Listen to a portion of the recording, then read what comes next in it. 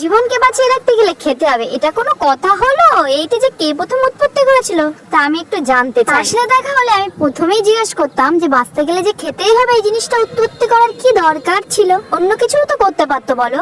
খেতে গেলে এই গরমের মধ্যে আর বাজারে যেতে হবে, আর সব থেকে বড় জিনিস এই গরমের মধ্যে রান্না করা, তারপরেই তো আসছে খাওয়া। এখন বুঝতে পারছি জীবনে খাওয়া কাজটা হয়তো না থাকলেই ভালো হতো। মানুষের এত ডায়েটও করতে হতো না, আর গরমের মধ্যে এত কষ্ট করতেও হতো না। তো যাই হোক, খাওয়া যখন উৎপত্তি হয়েছে জীবনটাকে বাঁচিয়ে রাখার জন্য, তো জীবনটা তো বাঁচিয়ে রাখতেই হবে। তার জন্য সব থেকে ইম্পর্টেন্ট খাওয়া। তা খেতে গেলে তো রান্না করতে হবে। তা আজকে দেখতেই পাচ্ছ উচ্ছে আলু ভাজা করছি আর ঝিঙে আলুর তরকারি। আরেকটা কি করছিলাম সেটা আগেই চলে গেছে, বুঝতেই পারছি না, মনে পড়ছে না। ও আচ্ছা, যে ভেন্ডি আলু ভাজা করছিলাম। আর এই দেখো লঙ্কা দুটো পেকে গেছিল, টস টস করছিল। এই যা, কি ভুলভাল বকছি আমি, লঙ্কা আবার টস টস করে নাকি? আর বলো, কানেরটা কেমন লাগছিল? বেশ ম্যাচিং ম্যাচিং মনে হচ্ছিল না? বেশ কিন্তু ইউনিক ছিল কানেরটা। সবাই বলছে গরমের মধ্যে অনেক অনেক করে জল খেতে। অনেক অনেক করে জল খেয়ে কি হবে? এত জল খাচ্ছি শব্দ বেরিয়েই যাচ্ছে রান্না করতে গিয়ে, কি কষ্ট বলো।